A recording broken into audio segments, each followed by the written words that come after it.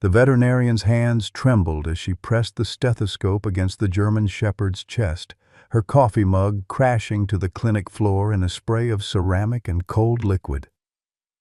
For 47 seconds there was nothing, no heartbeat, no breath, just the terrible silence of death claiming another hero. But Rex Harrison wasn't just any dog dying on her table. Dr. Margaret Chen stumbled backward, her assistant gasping as the monitors flatlined completely. The antiseptic smell of the surgery room mixed with something else. The metallic scent of old blood seeping from a tumor so massive it had twisted this once proud police dog into a living nightmare. This was the German shepherd who had saved 47 lives in 6 years of service, now reduced to 60 pounds of fur and bones supporting a 40-pound mass of grotesque flesh. Linda Thompson's weathered face appeared in the observation window, her eyes reflecting the same devastation she'd felt 3 years ago when they'd pulled her daughter Sarah from the river. "Get the defibrillator!" Chen shouted, her voice cracking with desperation. Who could abandon a hero like this, and what monster lived inside that tumor? Leave a like and share your thoughts in the comments along with the city you're watching from now. Let's continue with the story. The morning sun cast long shadows across Millbrook, Pennsylvania, a town that had seen better days since the steel mill closed 5 years ago. Population 15,000 and shrinking, it was the kind of place where everyone knew everyone else's business, where Friday night football still mattered, and where heroes were remembered long after they were gone. The faded welcome sign at the town limits still proudly declared, "Where heroes are born," though lately it seemed more like where they came to die. Dr. Margaret Chen had opened Second Chance Animal Hospital in the old Woolworth building on Main Street, its red brick facade weathered but dignified. At 52, she carried herself with the quiet authority of someone who had seen too much suffering and refused to look away. The walls of her clinic were lined with photographs. Dogs in police vests, cats pulled from burning buildings, horses that had served in mounted patrol units. Each rescue represented a second chance, a redemption she still sought for herself after losing her own canine partner, Bruno, in the rubble of the World Trade Center 23 years ago. 3 blocks away, Linda Thompson sat in her kitchen stirring sugar into coffee that would grow cold before she remembered to drink it. The 4-bedroom colonial on Maple Street had once been filled with laughter. Tom reading the morning paper in his favorite chair. Their daughter, Sarah, practicing piano in the living room. Now the silence pressed against her like a physical weight. At 68, Linda's silver hair was always perfectly styled, her clothes carefully pressed, maintaining the dignity of a police officer's widow even when no one was watching. But her eyes betrayed her. Hollow, haunted by losses that had carved away pieces of her soul. The house still held echoes of better times. Tom's reading glasses lay exactly where he'd left them on the kitchen table the morning his heart gave out at 59. Sarah's bedroom remained untouched, frozen in time like a shrine to a 25-year-old who had decided the world was too painful to endure. Linda had stopped changing the sheets, stopped dusting the furniture, as if preserving every molecule of her daughter's presence could somehow bring her back. Across town, in a basement apartment that reeked of stale beer and regret, Marcus Bradley stared at the letter that had arrived 3 days ago. The official seal of the Millbrook Police Department felt like a mockery, a final insult from the job that had once defined him. 45 years old and unemployed, he'd fallen further than he'd ever imagined possible. The bottle of whiskey on his makeshift coffee table sat half empty, a familiar companion in his daily battle against memories he couldn't escape. Marcus had been a good cop once, before the corruption scandal, before the drinking, before everything fell apart. He'd served 8 years with distinction, earned commendations, made his mother proud.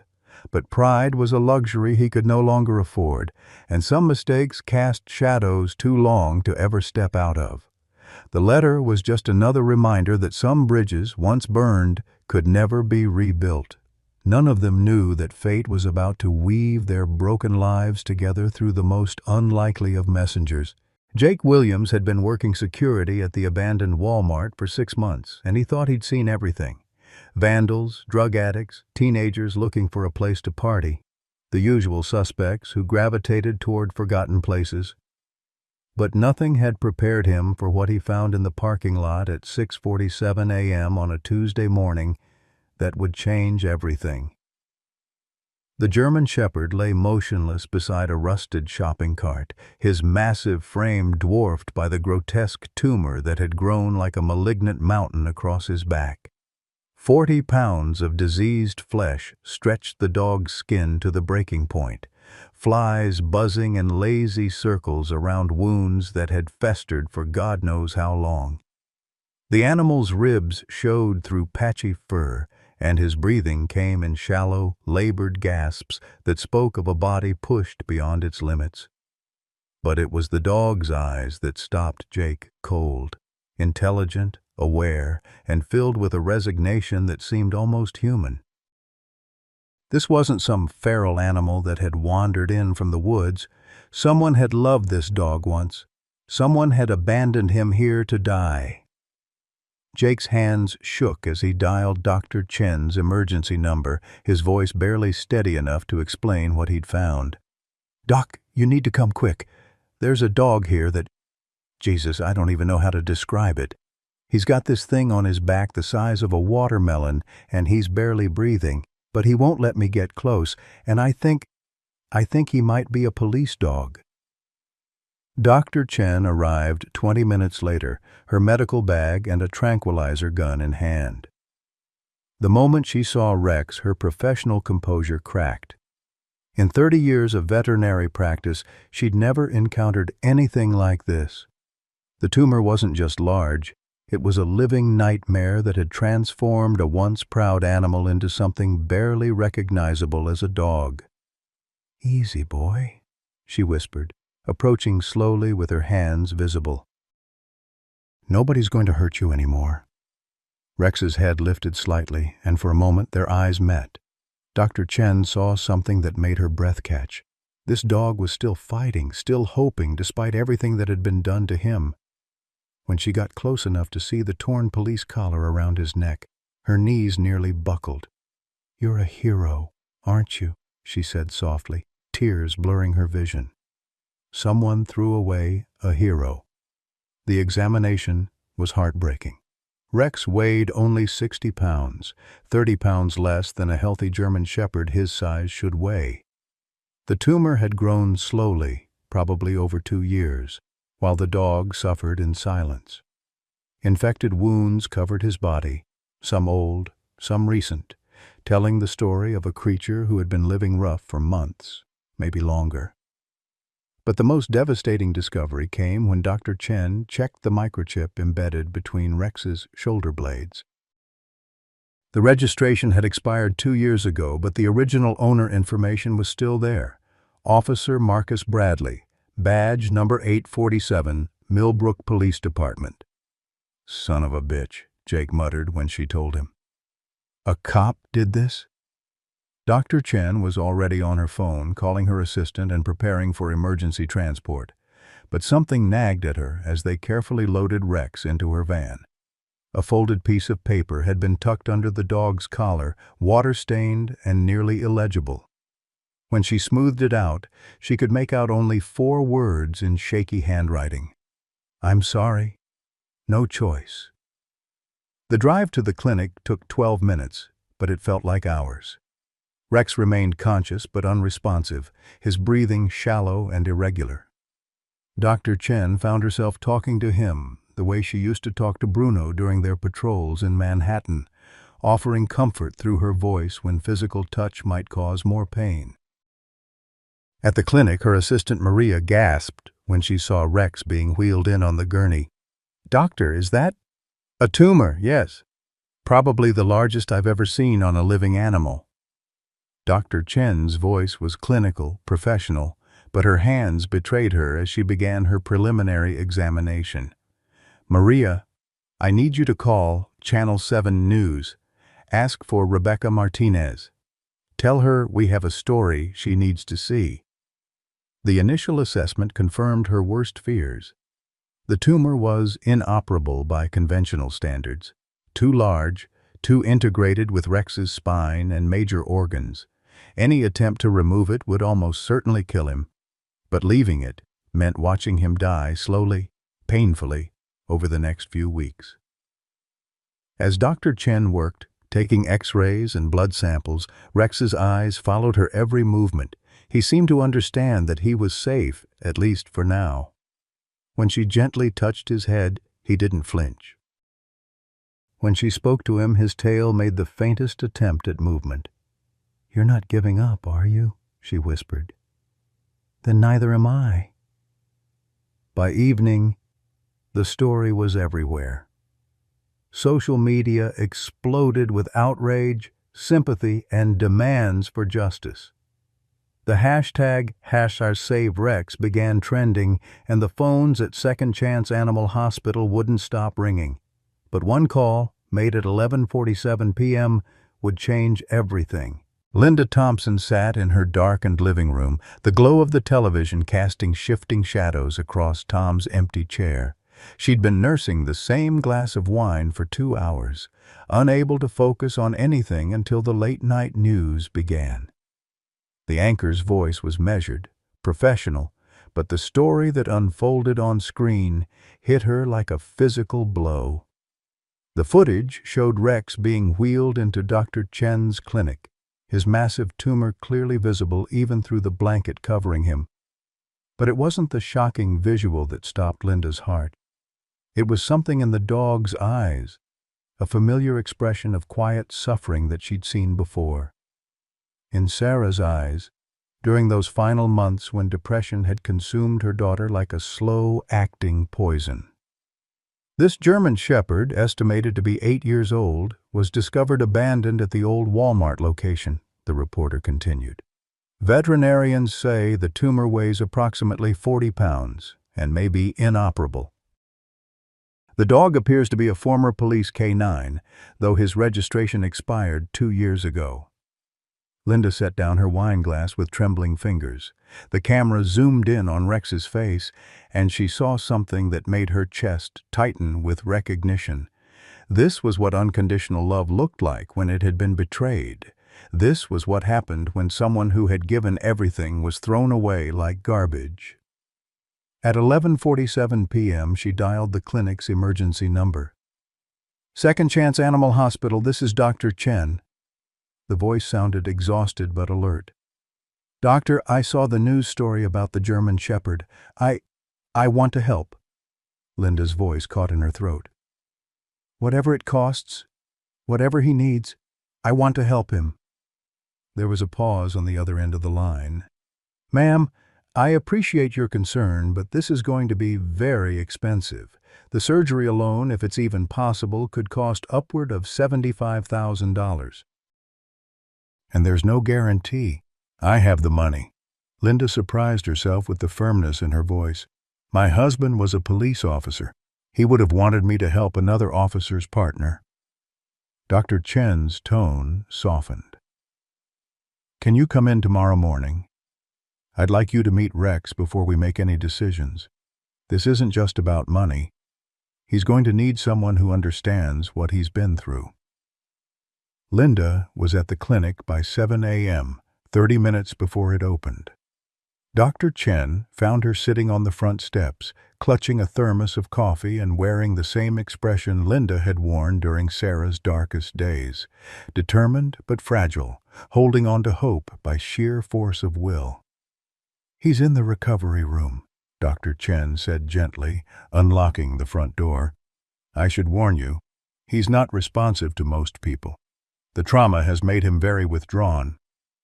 The recovery room smelled of antiseptic and something else, the sweet, sickly odor of infection. Rex lay on a padded mat in the corner, his tumor making it impossible for him to find a comfortable position. When Linda entered, he lifted his head slightly, and their eyes met across the small space. Something passed between them in that moment, a recognition that transcended species. Linda saw her own grief reflected in Rex's dark eyes, the same hollow ache that had consumed her since Sarah's death. And somehow, impossibly, Rex seemed to see her too, not just another human, but someone who understood what it meant to lose everything. "Hello, sweetheart," Linda whispered, settling onto the floor a few feet away from him. "I'm Linda. I lost someone too." Rex's tail moved, barely a flutter, but movement nonetheless. It was the first response he'd shown to a stranger since his arrival. Dr. Chen watched from the doorway, amazed. He hasn't reacted to anyone like that. Usually he just stares at the wall. Over the next hour, Linda sat quietly beside Rex, talking to him in the same soft voice she'd used with Sarah during her daughter's worst episodes. She told him about Tom, about their life together, about the empty house that echoed with memories. She told him about Sarah's struggle with depression, about the guilt that gnawed at her for not seeing the signs, not doing enough to save her only child. "The last thing Sarah said to me," Linda whispered, her hand extended palm up near Rex's nose, was, "Promise me you'll save someone, Mom. Promise me you won't let another soul suffer alone." Rex inched forward and placed his muzzle in her palm. The gesture was so gentle, so trusting, that Linda broke down completely. For the first time since Sarah's funeral, she wept openly, and Rex remained perfectly still, offering what comfort he could to another broken soul. Dr. Chen had to clear her throat before speaking. "Mrs. Thompson, I need to be honest with you about what we're facing here. This tumor is unlike anything I've seen. It's attached to his spine, wrapped around major organs. Even if we can find a surgeon willing to attempt the operation, the recovery will be brutal. Months of physical therapy, possible complications, and no guarantee he'll ever be the same." Linda looked down at Rex, who had closed his eyes but kept his head in her hand. "Doctor, I've been living in a house full of ghosts for 3 years. I've been dying slowly, just like he is. Maybe we can save each other. The cost, I'll mortgage the house." Linda's voice was steady now, resolved. "Tom left me well provided for, and what good is money if you can't use it to honor the people you've lost? Sarah would want this. Tom would want this." Dr. Chen nodded slowly. "Then we need to move fast. I've been in contact with a specialist at the University of Pennsylvania Veterinary Hospital. Dr. James Morrison. He's performed similar surgeries on zoo animals. If anyone can save Rex, it's him. But we need to transfer him tomorrow." That afternoon, the local news ran an update on Rex's story, featuring an interview with Linda. The footage showed her sitting beside the recovery mat, her hand resting gently on Rex's head as she spoke about second chances and the courage to love again despite the risk of loss. By evening, the GoFundMe account had raised over $50,000 from strangers across the country, each donation accompanied by messages of hope and support. But not everyone was pleased with the attention Rex was receiving. The University of Pennsylvania Veterinary Hospital buzzed with unusual activity as news crews gathered outside the modern glass building. Inside, Dr. James Morrison studied Rex's X-rays with the intensity of a surgeon preparing for the most challenging case of his career. At 58, Morrison had operated on everything from elephants to endangered snow leopards, but the German Shepherd lying sedated on his examination table presented unique complications. "The tumor has been growing for approximately 2 years, Dr. Chen explained, pointing to the shadowy mass on the radiographs. "It's completely entwined with his spinal column and has displaced several organs. What makes this case extraordinary is that he's survived this long." Morrison nodded grimly. "The surgery will take at least 8 hours, assuming we don't encounter complications. Mrs. Thompson, I need you to understand. Even if we successfully remove the tumor, Rex may never walk normally again." There's also a significant risk he won't survive the anesthesia.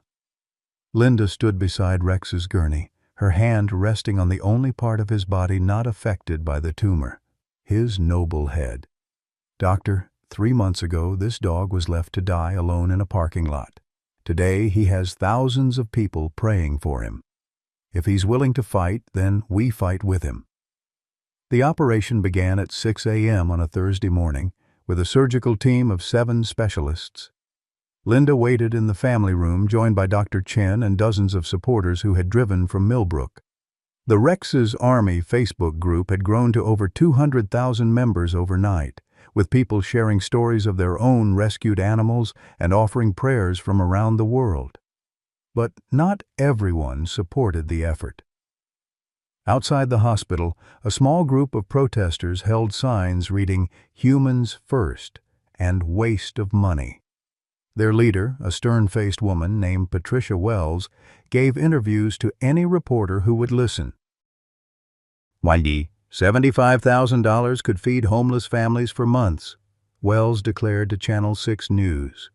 "This is emotional manipulation at its worst, using a suffering animal to make people feel good about themselves while ignoring real human suffering." Inside the surgical suite, Dr. Morrison made the first incision. What they discovered immediately changed everything. The tumor wasn't just tissue. It contained foreign objects that had been embedded in Rex's body over time. Small pieces of metal, fabric, and what appeared to be fragments of plastic created a horrifying archaeological record of abuse.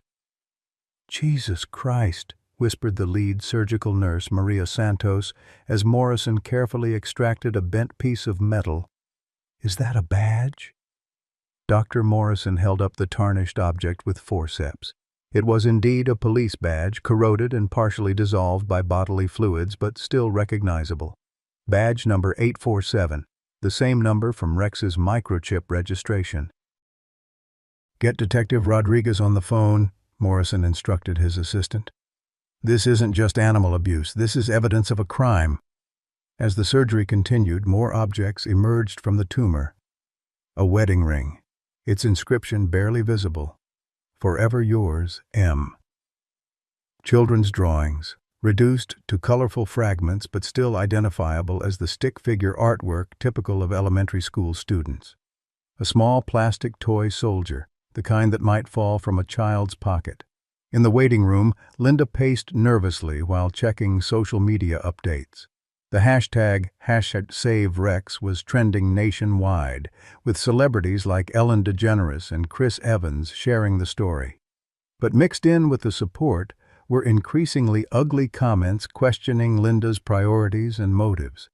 "Another white woman spending thousands on a dog while kids go hungry," read one particularly vicious post that had been shared over 10,000 times. "This is everything wrong with America?" Linda felt each criticism like a physical blow, but she thought of Sarah's words, "Promise me you'll save someone," and held fast to her decision. Hour 6 of the surgery brought the most challenging phase, separating the tumor from Rex's spinal cord. Dr. Morrison worked with microscopic precision, knowing that one wrong move could paralyze Rex permanently. The tumor had grown around nerve bundles like a vine choking a tree, requiring him to cut away diseased tissue millimeter by millimeter. "His vitals are dropping," announced the anesthesiologist. "Blood pressure's falling, heart rate irregular." "Come on, Rex," Morrison muttered, continuing his delicate work. "You've made it this far." Meanwhile, in a basement apartment across town, Marcus Bradley watched the live news coverage with a bottle of whiskey and a loaded revolver on the table beside him.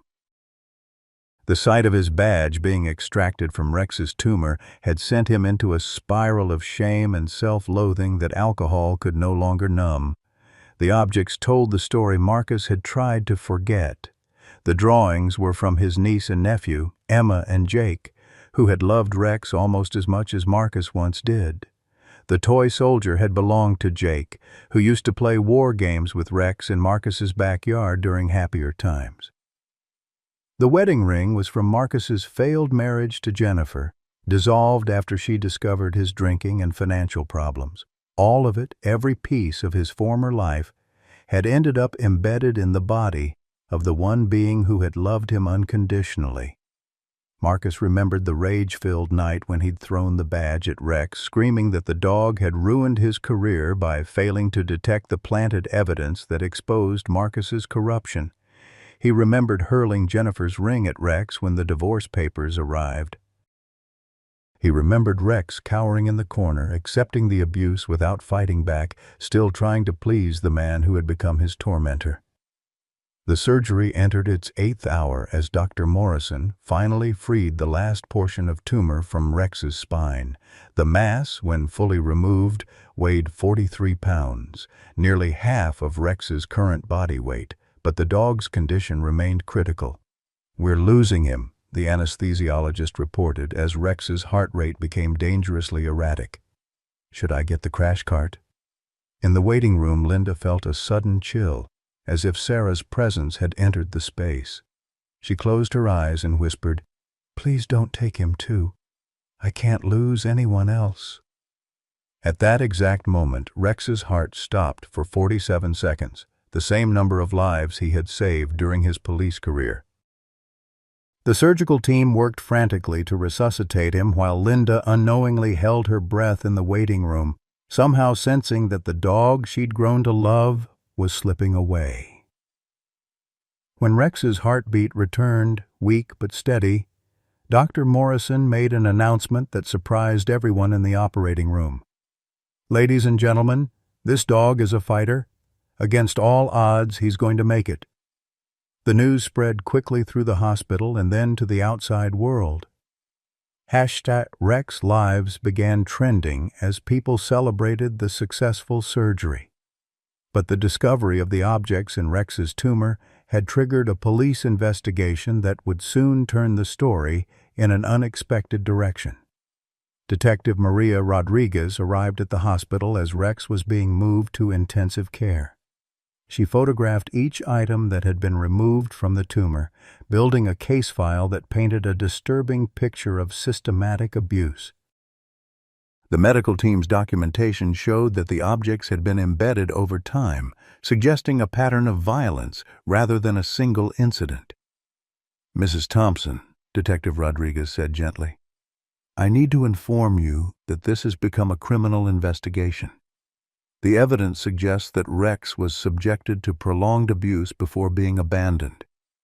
We're going to need your cooperation as we build our case." Linda nodded, her hand still resting on Rex's unconscious form. "Whatever you need, Detective.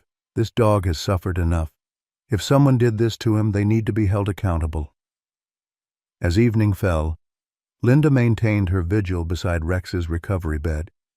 The German Shepherd remained unconscious but stable, his body finally free of the grotesque burden that had nearly killed him.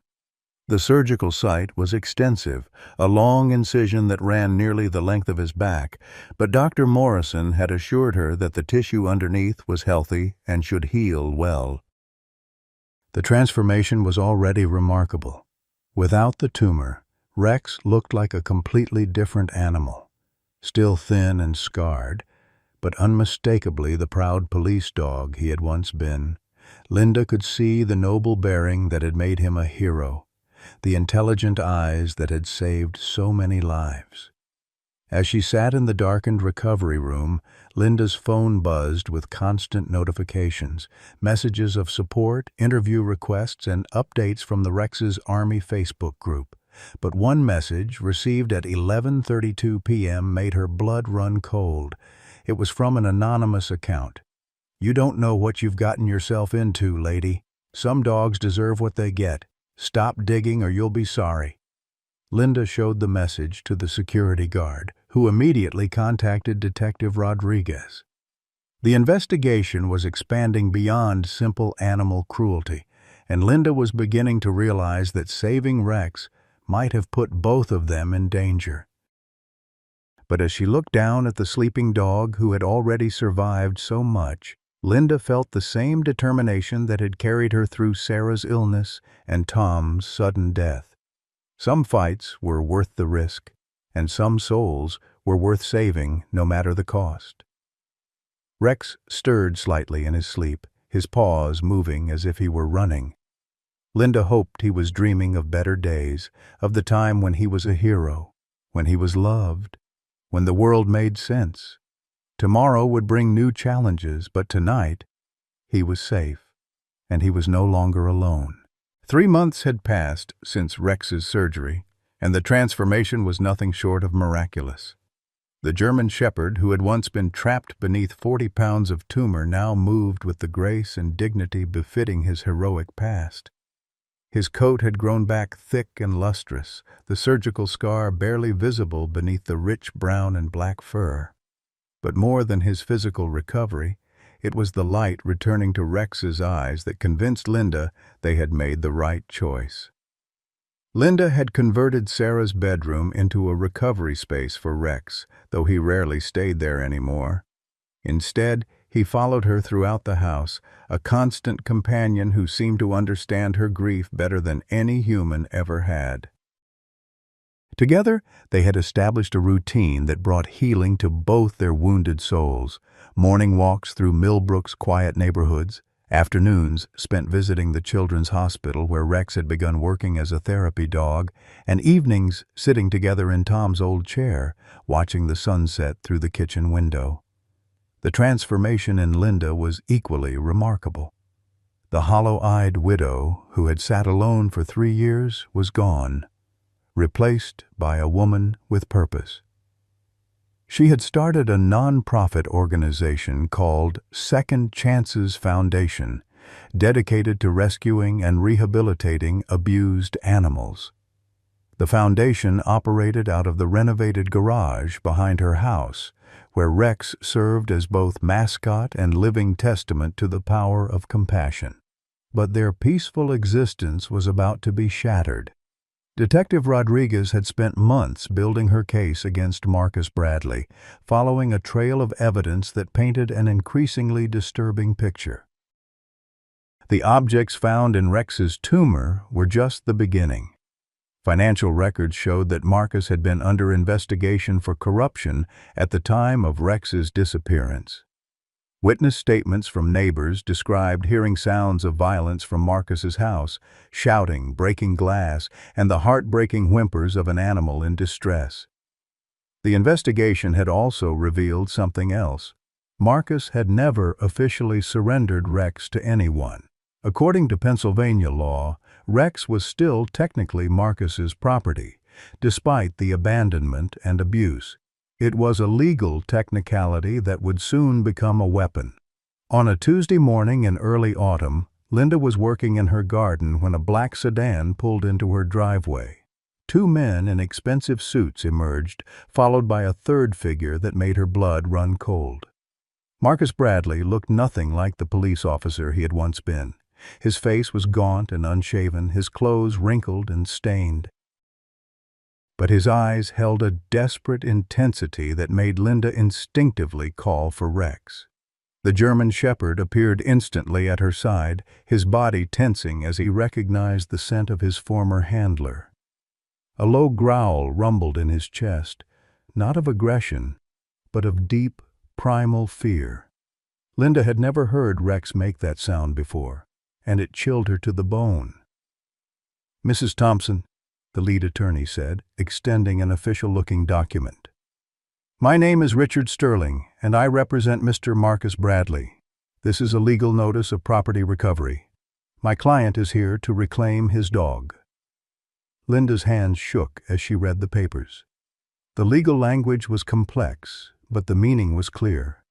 Marcus was asserting his ownership rights over Rex, backed by registration documents and veterinary records that predated the abandonment. The Foundation's lawyers had warned her this might happen, but seeing it in black and white still felt like a punch to the gut. "This dog was abandoned and nearly died," Linda said, her voice steady despite the fury building in her chest. "I saved his life." "Abandonment is a serious allegation," Sterling replied smoothly. "My client maintains that Rex was stolen from his property 2 years ago. He's been searching for his dog ever since. Marcus stepped forward, his hands trembling slightly. "Rex," he called softly. "Come here, boy." Rex's reaction was immediate and heartbreaking. The proud therapy dog who brought comfort to cancer patients and traumatized children suddenly became a cowering, terrified animal. He pressed himself against Linda's legs, his entire body shaking with the same uncontrollable tremors she remembered from their first meeting at the clinic. "You bastard," Linda whispered, her protective instincts overwhelming her usual politeness. "Look at him. Look what you've done to him." But Marcus was looking, and what he saw in Rex's eyes seemed to hit him like a physical blow.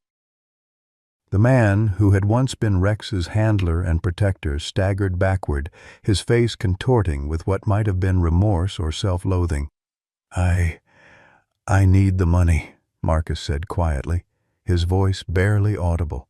"The insurance payout. If Rex is alive and I can prove ownership, the policy pays out $200,000. I know what I did was wrong, but I'm desperate. My mother's cancer treatments. The bills."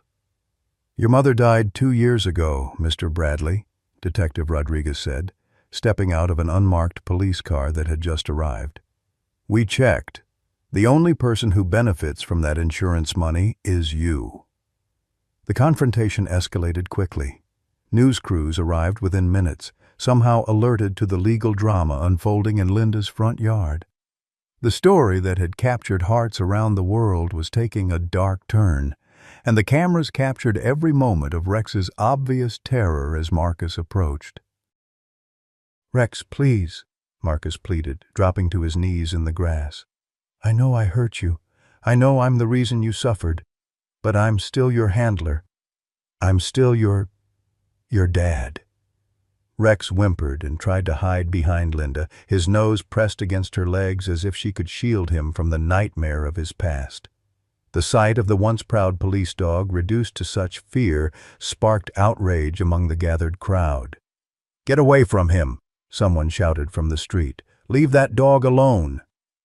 More supporters began arriving, members of Rex's army who had seen the news alerts on social media. Within an hour, Linda's quiet neighborhood had become a battleground between those who believed in second chances and those who argued for property rights, regardless of circumstances. The legal battle that followed was as bitter as it was public. Sterling argued that Rex represented significant financial value to his client, and that emotional attachment couldn't override legal ownership. The Foundation's lawyers countered that abandonment and abuse had severed any ownership rights Marcus might have claimed. Rex himself became the tragic center of a custody battle that played out in courtrooms and on social media. Videos of his cowering reaction to Marcus went viral, sparking debates about animal welfare, property rights, and the nature of love itself. The hashtag #JusticeForRex trended globally as people shared their own stories of animal rescue and recovery. During the court proceedings, the full extent of Marcus's abuse was revealed through veterinary testimony and evidence from the surgery. Dr. Morrison took the stand to describe the objects found embedded in Rex's tumor, each one a piece of physical evidence that told the story of systematic violence.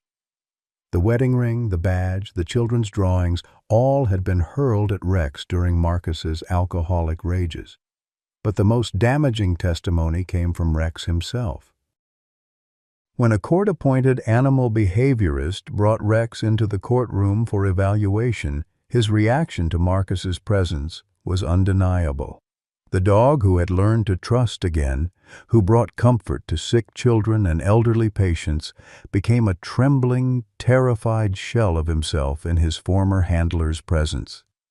This animal displays classic symptoms of severe PTSD, the behaviorist testified. The fear response is so deeply ingrained that exposure to his abuser could cause permanent psychological damage. In my professional opinion, returning this dog to Mr. Bradley would be tantamount to torture. Throughout the proceedings, Linda watched Marcus carefully. trying to understand the man who had both loved and destroyed the same magnificent creature. She saw flashes of genuine remorse in his eyes, moments when the weight of what he had done seemed to crush him completely. But she also saw desperation, the hollow look of a man who would sacrifice anything and anyone to escape his circumstances. The case drew national attention, with legal experts debating the precedent it might set for animal welfare cases. Television talk shows featured heated discussions about pet ownership rights versus animal protection laws. Rex had become more than just a rescued dog. He had become a symbol of the complex relationship between humans and the animals who depend on them for survival. As the trial progressed, Linda found herself reliving her own traumas.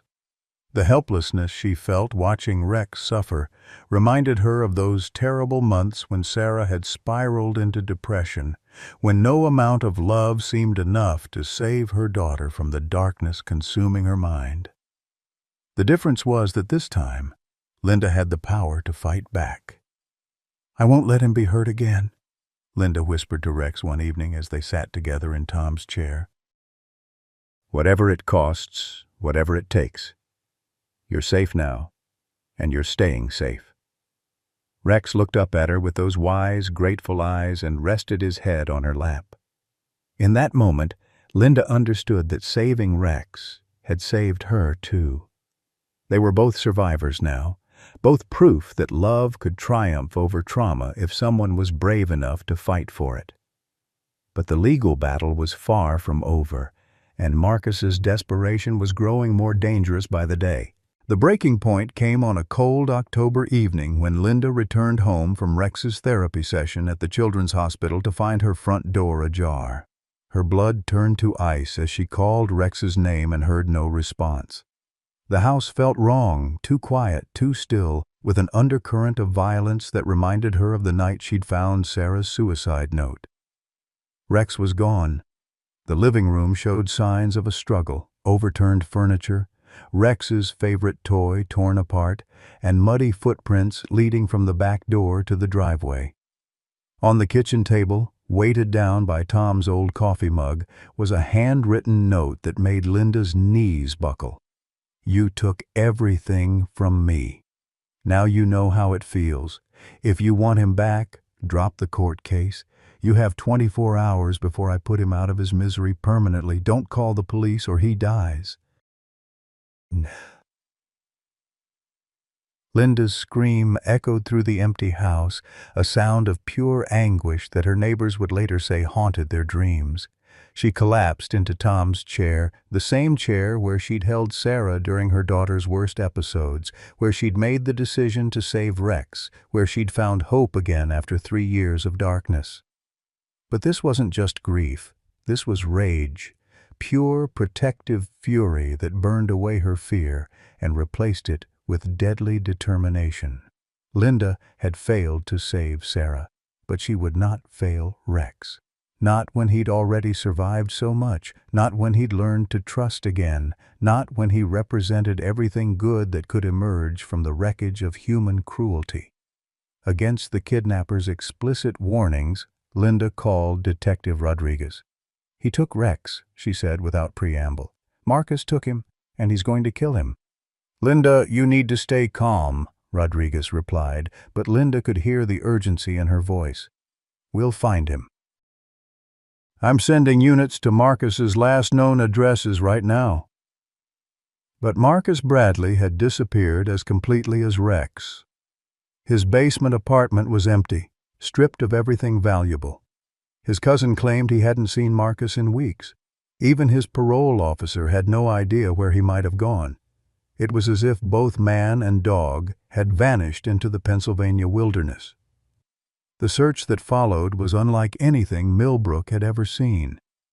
Rex's army mobilized with military precision, organizing search parties that combed every abandoned building, every wooded area, every forgotten corner of the county.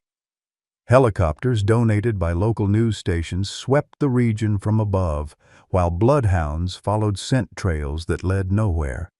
The story exploded across social media. with celebrities offering reward money and law enforcement agencies across 3 states joining the manhunt. Linda refused to stay home and wait. Despite Detective Rodriguez's protests, she joined every search party, hiking through dense forests and exploring abandoned mines with a flashlight and Rex's favorite treats in her pocket. She called his name until her voice was hoarse, following every false lead with desperate hope. "Mrs. Thompson, you need to go home and rest," Officer Martinez told her after 18 hours of searching. "You're going to collapse." "I can't," Linda replied, her eyes red-rimmed but determined. "He saved me first. He gave me a reason to live again after Sarah died. I can't abandon him now." The media coverage intensified as the hours passed without any sign of Rex. Talk show hosts debated whether Linda's decision to pursue the court case had ultimately endangered the dog she claimed to love. Social media exploded with both support and criticism, with some arguing that Linda's stubbornness had led directly to Rex's kidnapping.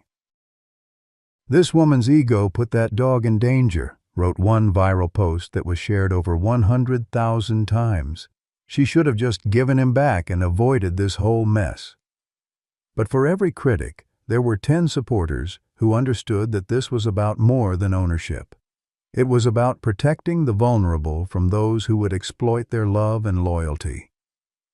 The hashtag #BringRexHome began trending alongside #NeverGiveUp as people shared stories of their own fights against seemingly impossible odds.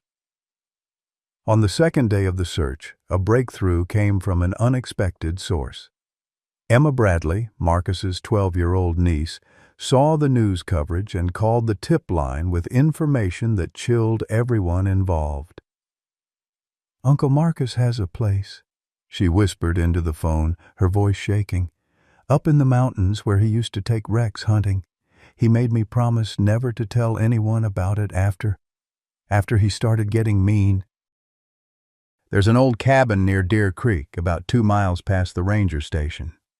The location was remote, accessible only by hiking trail, and known mainly to locals who hunted in the area during deer season. Detective Rodriguez assembled a tactical team while Linda paced frantically in the command vehicle, forbidden from joining the dangerous operation but unable to stay away. What they found at the cabin was a scene that would haunt the responding officers for years to come. Marcus had constructed a makeshift cage from scrap metal and chicken wire, barely large enough for Rex to lie down. The German Shepherd was conscious but weak, his surgical scar reopened and bleeding from what appeared to be deliberate injury. Empty whiskey bottles littered the floor around a mattress where Marcus had apparently been drinking himself into oblivion for days. But Marcus wasn't there. "Rex!" Linda's voice carried across the clearing as she broke free from the officers trying to restrain her and ran toward the cage. The dog's eyes opened at the sound of her voice, and his tail made a feeble attempt to wag despite his obvious pain and exhaustion. "Easy, boy," she whispered, working frantically to open the crude lock on the cage door. "I'm here. I'm so sorry. I'm here now." When the cage door finally opened, Rex crawled forward and collapsed in Linda's arms, his entire body shaking with relief and trauma. The proud therapy dog who had learned to trust again was once more a broken, terrified animal, and Linda felt her heart shatter at the sight of fresh wounds on his healing body. Dr. Chen arrived within an hour, having driven directly from her clinic with emergency medical supplies. Rex's condition was serious but not life-threatening: dehydration, infected wounds, and severe stress, but nothing that couldn't be treated with proper care.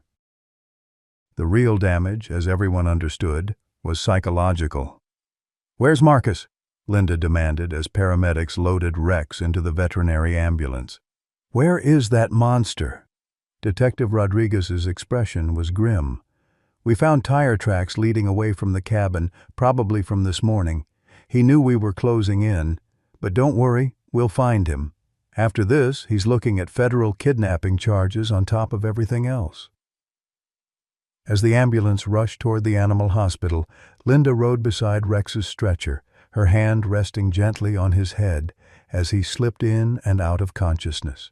She whispered constant reassurances, promising him that he was safe, that she would never let him be hurt again, that they would face whatever came next together. But even as she spoke the words, Linda wondered if they were true. Rex had been broken again, just when he'd learned to heal. The trust that had taken months to rebuild had been shattered in a matter of days. Would he ever recover from this fresh trauma? Would he ever be able to trust humans again, knowing that the person who should have protected him had been the source of his greatest pain? The video footage of Rex's rescue, showing the cramped cage and his obvious suffering, sparked a new wave of outrage that crossed political and social boundaries. Even those who had questioned Linda's fight for custody now understood the stakes involved.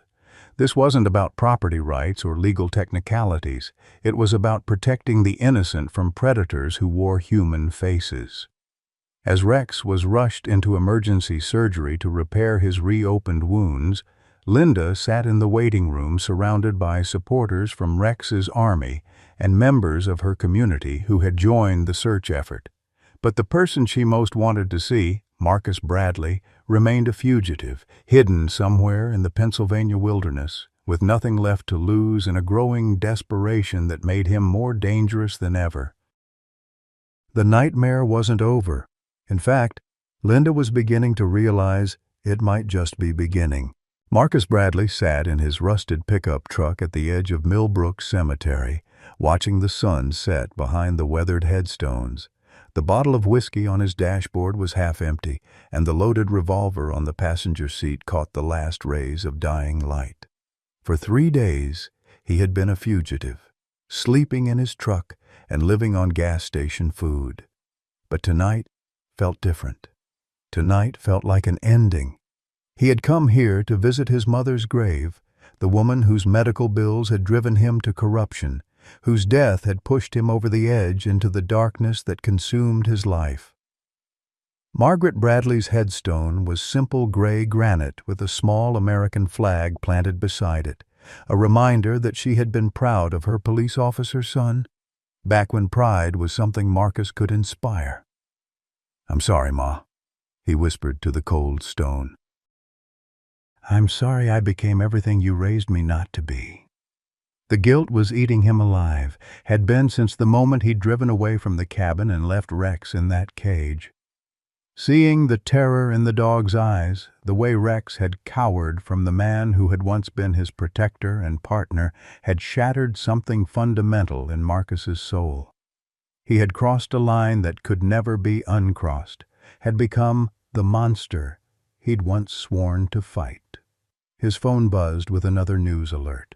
The search for him had intensified, with FBI agents joining local law enforcement in what had become a statewide manhunt. His picture was on every news channel, his name synonymous with animal cruelty and corruption. There was no coming back from this, no redemption story waiting at the end of his downward spiral. But there was one thing he could still do right.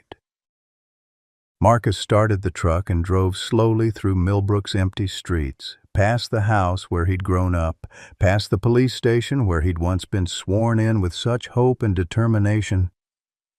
The town looked smaller now, sadder, as if his own fall from grace had somehow dimmed its lights. When he reached Linda Thompson's street, he parked 3 blocks away and walked through the shadows toward her house. Linda was in her kitchen, visible through the window as she sat at the table with a cup of tea growing cold in her hands. She looked older than her 68 years, aged by the trauma of Rex's kidnapping and the weight of fighting battles that seemed to have no end. Marcus watched her for several minutes, this woman who had shown his dog more love in a few months than he had managed in years. The back door was unlocked, a sign of either trust or exhaustion. Marcus slipped inside quietly, his hand trembling as he moved through the darkened hallway toward the kitchen. Linda looked up as he entered, her eyes widening with fear and recognition, but she didn't scream or run. Instead, she sat perfectly still, as if she had been expecting this moment. "Where's your phone?" Marcus asked quietly, though his voice carried the weight of a man at the end of his rope. "On the counter," Linda replied, her voice surprisingly steady. "Are you here to hurt me, Marcus?"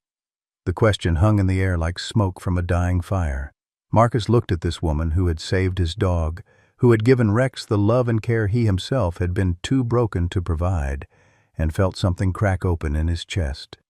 "I don't know," he admitted, slumping into the chair across from her. "I don't know anything anymore." For several minutes they sat in silence, two people bound together by their shared connection to a German shepherd who had somehow become the center of both their worlds.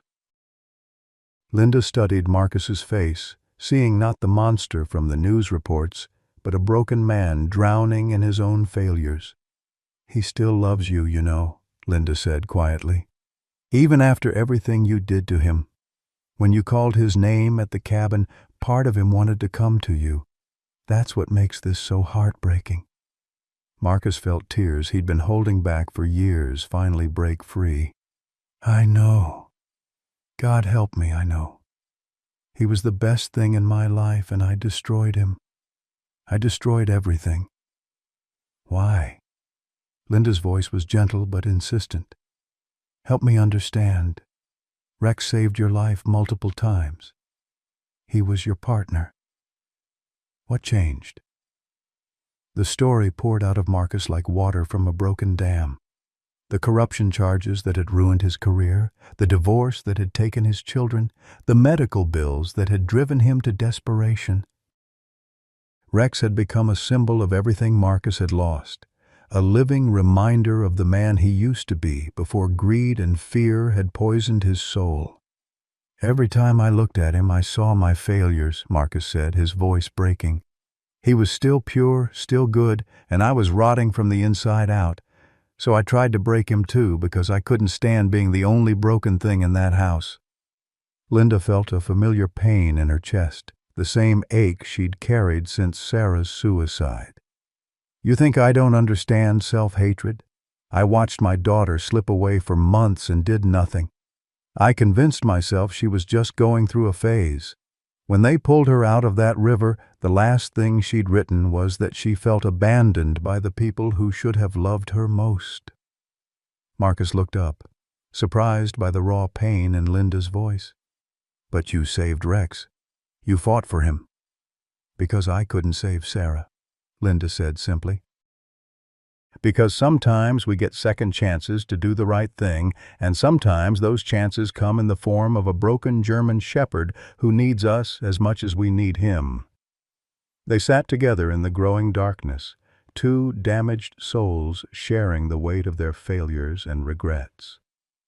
Outside, police sirens wailed in the distance, growing closer as the manhunt continued its inevitable approach. "They're going to find me tonight," Marcus said, standing slowly. "I wanted to see you first, to tell you something important. Rex wasn't stolen 2 years ago, like I told my lawyer. I abandoned him myself, left him at that Walmart when the bills got too high and I couldn't afford his food anymore. But I never stopped loving him, and I never stopped regretting it." Linda felt her heart break a little more for this man who had caused so much pain but was clearly drowning in his own suffering. "Why tell me this?" "Because you deserve to know the truth." "And because—" Marcus pulled a folded paper from his pocket. "I'm signing over custody, legal, permanent, no contests or appeals. Rex is yours now, officially and forever." The document was handwritten but legally binding, witnessed and notarized from Marcus's brief stop at a 24-hour legal clinic before coming to the house. Linda read it through tears, understanding that this simple piece of paper represented Marcus's final act of redemption. "This doesn't change what you did," Linda said quietly. "He's still traumatized. He may never fully recover from what you put him through." "I know," Marcus said, moving toward the back door. "But maybe, with enough time and love, he can learn to forgive me, even if I can never forgive myself." The police lights were visible through the windows now, casting red and blue shadows across the kitchen walls. Marcus paused at the door, looking back at Linda with something that might have been peace in his eyes. "Take care of him," he said. "Love him the way I should have. And maybe tell him someday that his old partner remembers when they were both heroes." Marcus disappeared into the night just as the police surrounded the house. Linda sat alone with the custody papers, understanding that she had just witnessed a man's attempt to find redemption in his final moments of freedom. Through the window she could see flashlights searching the neighborhood, but somehow she knew they wouldn't find Marcus Bradley alive. The truth, when it came, would change everything. But for now, Linda held the papers that made Rex officially hers and whispered a prayer for a broken man who had finally found the courage to do one last thing right. The morning sun streamed through the windows of Second Chance Animal Hospital as Linda sat beside Rex's recovery bed, gently stroking his head while he slept. 6 months had passed since that terrible night when Marcus had visited her kitchen, and the transformation in both of them had been remarkable. Rex's physical wounds had healed completely, leaving only faint scars beneath his lustrous coat, but the deeper healing had taken much longer. The breakthrough had come gradually, measured in small victories that Linda treasured like precious gems. The first time Rex had wagged his tail at the sight of his leash. The first night he'd slept peacefully without nightmares. The first moment he'd approached a male volunteer at the therapy sessions without cowering in fear. Each step forward had been a testament to the resilience of a soul that refused to be permanently broken. Linda had changed too. The hollow-eyed widow who had sat alone in her kitchen for 3 years was gone, replaced by a woman whose purpose radiated from every gesture. The Second Chances Foundation had grown beyond her wildest dreams, operating 3 rehabilitation facilities across Pennsylvania and helping hundreds of abused animals find new homes. But more importantly, Linda had found herself again, not the woman she'd been before losing Tom and Sarah, but someone new, someone stronger. Rex had become the Foundation's most celebrated success story, but he was also its most important ambassador. His gentle nature with traumatized children at the hospital had earned him recognition from the American Therapy Dog Association. Veterans with PTSD sought him out specifically, finding comfort in another survivor who understood that healing was possible even after the worst betrayals. The custody papers Marcus had signed that night were framed in Linda's office, not as a trophy, but as a reminder of the complex nature of redemption. Detective Rodriguez had found Marcus 3 days later in his pickup truck at the bottom of Miller's Quarry, an apparent suicide that had closed the book on his legal troubles, but opened new questions about justice, forgiveness, and the price of human failure. Linda had attended Marcus's funeral, standing in the back of the nearly empty church while his elderly aunt wept over a casket draped with the American flag. Rex had insisted on coming too, somehow sensing the significance of the moment. As they lowered Marcus into the ground beside his mother, Rex had placed a gentle paw on Linda's hand, offering comfort in the face of complicated grief. "You forgive him, don't you?" Linda had whispered to Rex that day. The dog's response had been to rest his head against her leg, a gesture she'd learned to interpret as his quiet acceptance of the past and focus on the future. Now, as autumn painted Millbrook in shades of gold and crimson, Linda found herself thinking about forgiveness more often. Sarah's bedroom had finally been transformed into a proper office for the Foundation, though Linda kept her daughter's favorite photograph on the desk as a reminder of the love that had started this journey. Tom's chair remained in the kitchen, but now it was usually occupied by Rex, who had claimed it as his own throne from which to oversee the household. The knock on Linda's front door came at exactly 3:15 p.m., the same time it had arrived every Tuesday for the past month. Linda opened it to find Emma Bradley, now 13 and living with her grandmother after her mother's struggles with addiction had intensified. The girl clutched a small bag of dog treats and wore the shy smile that had become familiar. "Is it okay if I visit Rex today?" Emma asked, the same question she'd posed every week since her grandmother had finally allowed her to make contact. "Of course, sweetheart," Linda replied, stepping aside to let her in. "He's been waiting for you." Emma was Marcus's niece, the little girl whose drawings had been found embedded in Rex's tumor alongside the other artifacts of a shattered life. Her relationship with Rex was complicated. She loved the dog who had been part of her childhood, but she also carried guilt about her uncle's actions and fear about her own genetic legacy. Rex's greeting was gentle but enthusiastic, his tail wagging as he accepted the treats and allowed Emma to bury her face in his fur. Linda watched from the doorway, understanding that these visits were healing something in both the girl and the dog that needed tending. "Grandma says Uncle Marcus wasn't always bad," Emma said quietly, her voice muffled against Rex's coat. "She says he used to be a good man before everything went wrong." Linda settled into the chair across from them, choosing her words carefully. "I think that's true, Emma. I think your uncle loved Rex very much, but he was hurt and sick and didn't know how to handle his pain.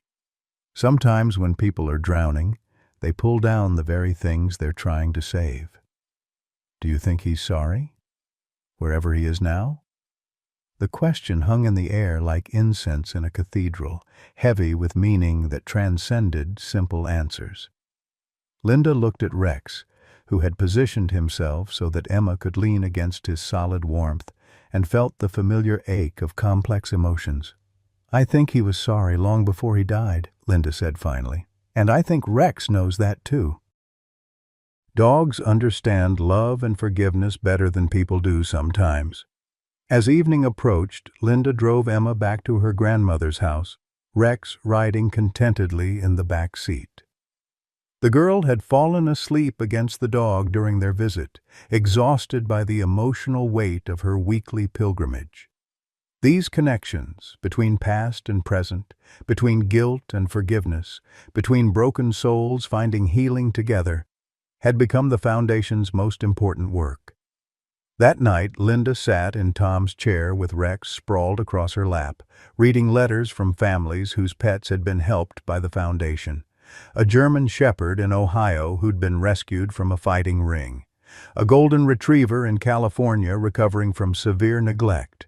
A therapy cat in Maine who was helping children process their own trauma.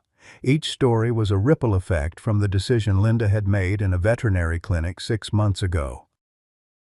"You know what I think, Rex?" Linda said, scratching behind his ears in the spot that always made him lean into her touch.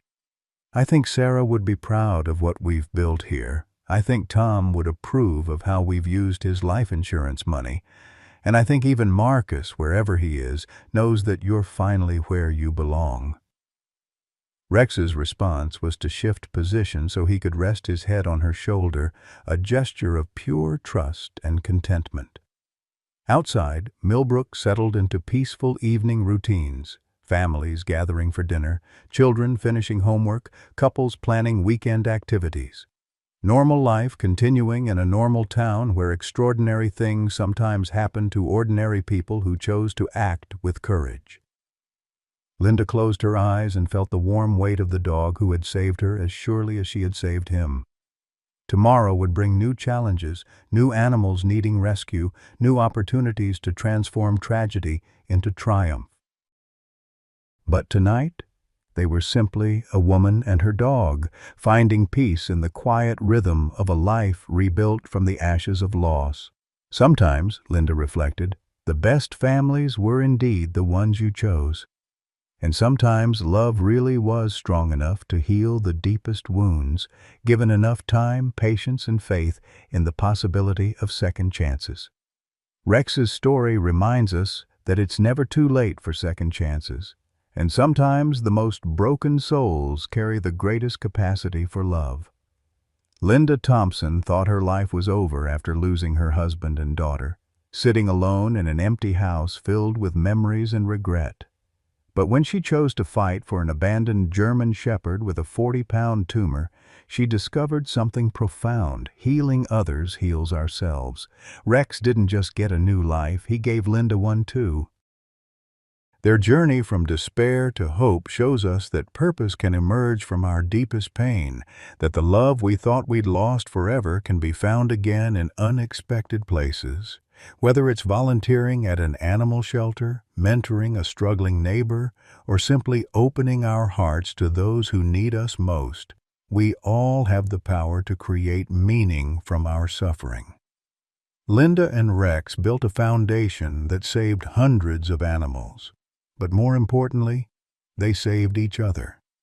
Every day offers us the chance to choose love over loneliness, action over despair, hope over resignation. The question isn't whether we deserve second chances, it's whether we're brave enough to take them. What unexpected blessing emerged from your most difficult season? Have you ever discovered that helping others helped heal your own heart?